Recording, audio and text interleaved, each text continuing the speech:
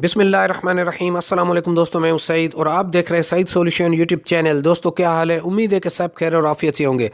तो दोस्तों आज की वीडियो बहुत ही ज़्यादा इंफॉर्मेटिव है और ये जनाब 12 वोल्ट के डीसी सिस्टम के बारे में है, जिसके साथ दो प्लेट्स लगी हुई हैं और यहाँ पर आप देख पा रहे हैं कि इसमें अच्छी खासी वायर लगी हुई है, डीसी वायर है और एक अच्छी बैटरी है, चार्ज कंट्रोलर है और रात को अगर हमें ज़रूरत पड़े बैटरी को चार्ज करने के लिए तो एक चार्जर भी मौजूद है। उसके बावजूद ये सिस्टम फ्लॉप हुआ है और इसकी बैटरी महज 5 महीने के अंदर ख़त्म हो गई है। और अगर लोड की बात करें तो इस पर 2 AC/DC फ़ैन थे खुर्शीद के और 2-3 बल्ब्स जो कि ओसाका के थे और उसके अलावा एक पेडिस्टल डीसी फ़ैन।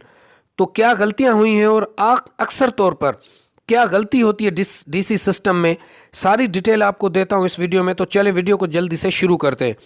तो जनाब सबसे पहली बात आप याद रखें कि डीसी सिस्टम जब भी आप लगाएं चार्ज कंट्रोलर के साथ लगाएं। अगर आपने चार्ज कंट्रोलर के बिना लगाया, जैसा कि यहाँ पर सिचुएशन थी, सारी चीज़ें बिल्कुल सही थी, लेकिन जो आउटपुट का लोड इस कारीगर ने उठाया था वो डायरेक्ट बैटरी से उठाया था। अब होता क्या है कि जब आप बैटरी से सारा लोड उठाएंगे तो बैटरी जब 10.5 वोल्ट तक पहुंचेगी, जो कि इसकी लास्ट स्टेज होती है। अगर ये चार्ज कंट्रोलर से लोड उठाता तो 10.5 वोल्ट पर बैटरी डिस्कनेक्ट कर देता, जिसकी वजह से बैटरी बच जाती। लेकिन इस तरह नहीं हुआ, इन लोगों ने डायरेक्ट बैटरी से चलाया और मुसलसल चलने की वजह से बैटरी 6-7 वोल्ट तक गई और फिर 5 महीने के अंदर ही बैटरी बिल्कुल ही ख़त्म हो गई। तो अक्सर आपने कारीगर हजरात से सुना होगा कि 1 या 2 प्लेट्स अगर आप लगाते हैं बैटरी पर तो उसको चार्ज कंट्रोलर ना लगाएं, जो कि नामुनासिब बात है जनाब। क्योंकि अगर आपने डायरेक्ट प्लेट के कनेक्शन बैटरी में दे दिए तो आपको ये कहा जाता है कि 20-22 वोल्ट की आपकी प्लेट निकाल रही होती है और आपकी बैटरी को अच्छे से चार्ज करेगी। तो जनाब ये गलत है, बैटरी को चार्ज नहीं करेगी, बैटरी को ख़राब करेगी। और उसके अलावा डायरेक्ट अगर आप बैटरी से करंट उठाते हैं अपने लोड के लिए तो वही बात फिर 10.5 वोल्ट से जब कम बैटरी पहुंचती है तो फिर मुसलसल 2-4 महीने इस तरह चलने के बाद बैटरी डीप डिस्चार्ज में चली जाती है और फिर दोबारा नहीं उठती। तो हमेशा कोशिश करें कि 2 प्लेट्स हैं, 3 प्लेट्स हैं, आप चार्ज कंट्रोलर के साथ ही उनको लगाएं और आउटपुट का जो लोड उठा रहे हैं आप वो चार्ज कंट्रोलर से उठाएं, न कि डायरेक्ट बैटरी से। और दूसरी अहम बात कि आप अगर ये 2 या 3 प्लेट्स लगाते हैं तो आपको ये मालूम होना चाहिए कि आपकी एक प्लेट आपको कितने एम्पेयर्स देती है। क्योंकि PWM चार्ज कंट्रोलर की एक ये खामी भी है कि वो आप इजाफी वोल्ट्स को ज़ाया कर देता है, सिर्फ एम्पेयर आपकी बैटरी तक भेजता है। ठीक है, तो अगर आप 2 प्लेट्स बिलफर्ज लगाते हैं 150 या 180 वाट की तो वो आपको 6 या 7 एम्पेयर्स देंगी। अच्छा, आपने दिन में चला रखे हैं 2 पंखे जो कि डीसी करंट पे आप चला रहे हैं और एक आधी लाइट भी चला रहे हैं आप, तो 6 से 7 एम्पेयर या 8 एम्पेयर तो आपके वो दिन भर पंखे ही कंज्यूम कर लेंगे। तो फिर चार्जिंग के लिए कहाँ से करंट बचेगा? मजबूरन आपको ये जो इजाफी चार्जर लगा हुआ है शाम को फिर इससे बैटरी को चार्ज करना पड़ेगा। तो अगर आप इससे ज़्यादा फ़ायदा उठाना चाहते हैं तो फिर आपको जाना होगा MPPT चार्ज कंट्रोलर पर, लेकिन वो थोड़ा सा महंगा होता है। अगर यही सिस्टम आपने लगाना है तो दोस्तों इससे आप बचत नहीं कर पाएंगे, लेकिन बस लोड शेडिंग के टाइम पर फ़ायदा उठा पाएंगे। तो और दूसरी बात कि इस कंज्यूमर को ये नहीं था पता कि जो AC/DC फ़ैन लगे हुए हैं उनका यूज़ किस तरह करना है। उसने हालांकि बटन इस पे AC साइड पर भी लगा हुआ था और DC साइड पर भी बटन लगा था। कारीगर ने ये सारी सेटिंग इनको करके दी थी, लेकिन इनको फिर भी समझ में नहीं आई। ये सिर्फ और सिर्फ DC पर चलाते थे इस सिस्टम को, जिसकी वजह से शाम को इनके पंखे बंद हो जाते थे क्योंकि बैटरी ख़त्म हो जाती थी। अगर यही तरीका आपको पता होगा कि AC/DC फ़ैन इस तरह काम करता है कि अगर आपने उसकी AC सोर्स और DC सोर्स दोनों को ऑन कर रखा है, दोनों को करंट दे रखा है, तो फर्स्ट प्रायोरिटी ये लेता है AC करंट से। AC जैसे ही फेल होती है, मतलब अगर आपकी बिजली जाती है तो ऑटोमेटिक ये चला जाता है बैटरी पर, और जैसे ही वापडा या बिजली आती है तो दोबारा ये वापडा पर चला जाता है। तो ये मालूमात आपको होनी चाहिए।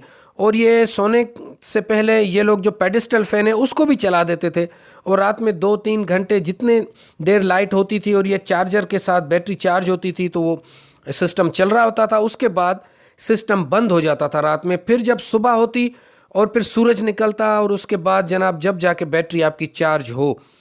तो यहाँ तक उम्मीद है कि आपको बात समझ आ गई होगी कि नुकसान कहाँ पर होता है, किस तरह होता है, गलती कहाँ पर होती है। तो यहाँ जो ऊपर से वायर आ रही हैं उनको आप मीटर की मदद से भी चेक कर सकते हैं, और फिर यहाँ पर मैंने बल्ब लगाकर भी इनको चेक किया है ताकि किसी भी किस्म की गलती की कोई गुंजाइश ना रहे।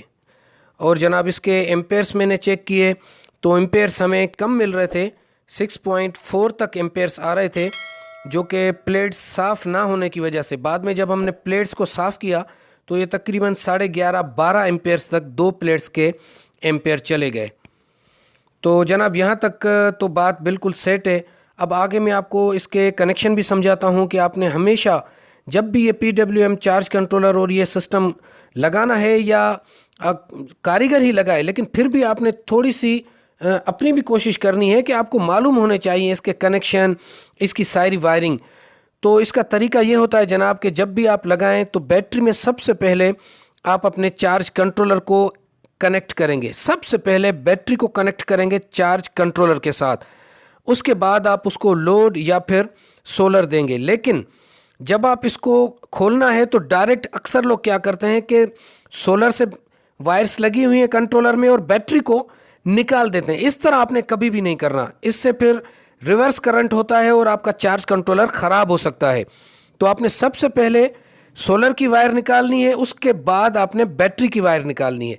लगाते हुए सबसे पहले आपने बैटरी की वायर लगानी है चार्ज कंट्रोलर में, उसके बाद सोलर लगाना है, और निकालते हुए पहले सोलर की वायर निकालनी है, बाद में बैटरी की वायर निकालनी है, वरना फिर आपका चार्ज कंट्रोलर ख़राब हो सकता है। तो उम्मीद है कि यहाँ तक भी आपको बात समझ आ गई होगी। अच्छा, इसके अलावा जनाब कनेक्शंस की बात करें तो जितने भी चार्ज कंट्रोलर हैं उन सब के कनेक्शन कॉमन होते हैं, सेम होते हैं, एक जैसे ही होते हैं। ये बीच वाले आप देख रहे हैं ये बैटरी के हैं, राइट साइड पे आउटपुट लोड के हैं, और लेफ़्ट साइड पे सोलर इनपुट के हैं। तो बीच वाले आप देख रहे हैं कनेक्शन ये बैटरी के साथ हैं, और चार्ज ये जो सफ़ेद वाला चार्जर आप देख रहे हैं ये भी हमने बीच वाले कनेक्शन में दिया है। फिर आप यहाँ पर ऊपर दें या इनको आप नीचे यहाँ पर बैटरी के साथ लगाएं, एक ही बात है, इससे कोई फ़र्क नहीं पड़ता। उम्मीद है कि यहाँ तक आपको बात समझ आ गई होगी कि डीसी सोलर सिस्टम में क्या क्या गलतियाँ होती हैं। तो हमने जनाब इसको प्रॉपर तरीके से इसके कनेक्शन कर दिए हैं, और ये वीडियो भी मैं तकरीबन 20-25 दिन के बाद अपलोड कर रहा हूँ, क्योंकि रिज़ल्ट इनकी माशाल्लाह बहुत ज़्यादा अच्छी है और इनको अभी तक किसी किस्म की शिकायत नहीं है। अब ये AC/DC फ़ैन के दोनों बटन्स रात को ऑन कर देते हैं, जिसमें सिर्फ लाइट जाने के टाइम पर ये बैटरी से कंज्यूम कर रहा है और बाकी बैटरी इनकी महफूज है। तो आज की वीडियो यहाँ तक थी। अपना बहुत सारा ख्याल रखिएगा, अपनी दुआओं में याद रखिएगा। अल्लाह हाफ़िज़, अल्लाह निगहबान। मिलते हैं नेक्स्ट वीडियो में।